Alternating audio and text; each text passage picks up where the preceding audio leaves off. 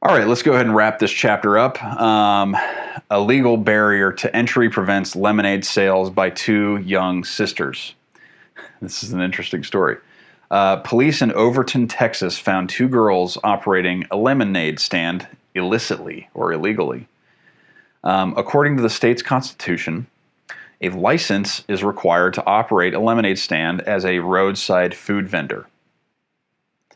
Ultimately, government officials allowed those girls to solicit donations at their roadside stand, but they could not sell drinks in competition with other authorized cold drink sellers.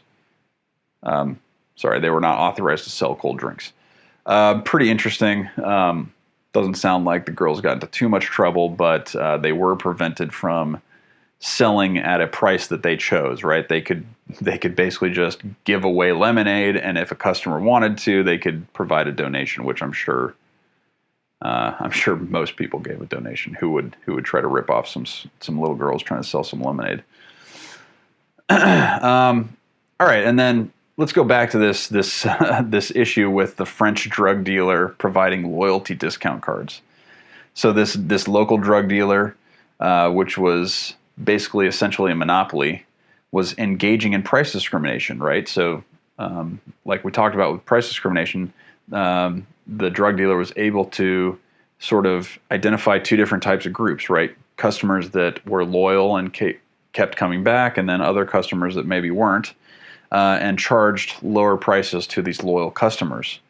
Now, the discount program boosted revenues and thus profits by lowering the price for those buyers with more elastic demand, and maintaining higher prices for buyers with more inelastic demand, which also raised the drug dealers' profits and revenues. So pretty interesting.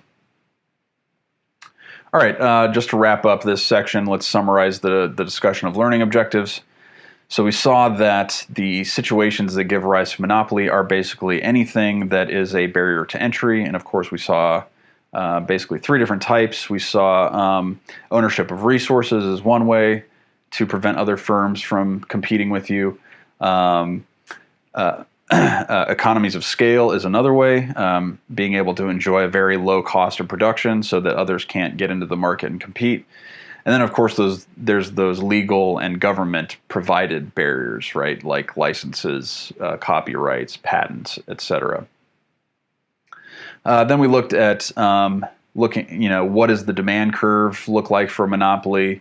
What are the marginal revenue conditions?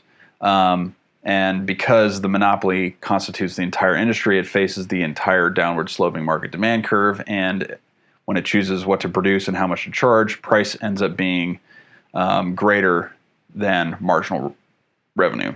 Excuse me. Then we looked at how the monopoly determines how much output to produce and what price to charge. And also we saw how to calculate the profits for the monopoly. So of course, it's profit maximizing, produces where marginal revenue equals marginal cost, and it charges the maximum price possible in order to sell the amount where marginal revenue equals marginal cost. And we also saw that the monopolist profits were the rectangle calculated by the difference between price and average total cost multiplied by quantity produced. And most monopolies earn positive economic profits, but it's not guaranteed. They can earn losses. Then we talked about price discrimination, being able to sell the good to different groups of people at different prices if they can be easily identified and they have different elasticities of demand. And then we saw the social costs, the problems with monopoly, why we don't necessarily like them most of the time as a society, right?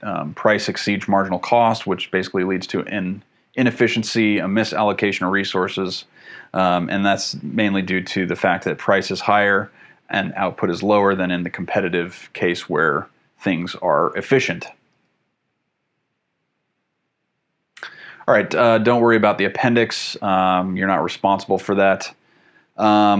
So let's see. For the discussion, I encourage you to, how about this? Come up with 3 companies or businesses you think are likely monopolies. And then, if you would, please respond to at least one other student's suggestions for 3 companies that are monopoly, and indicate whether you agree or disagree and why. Okay.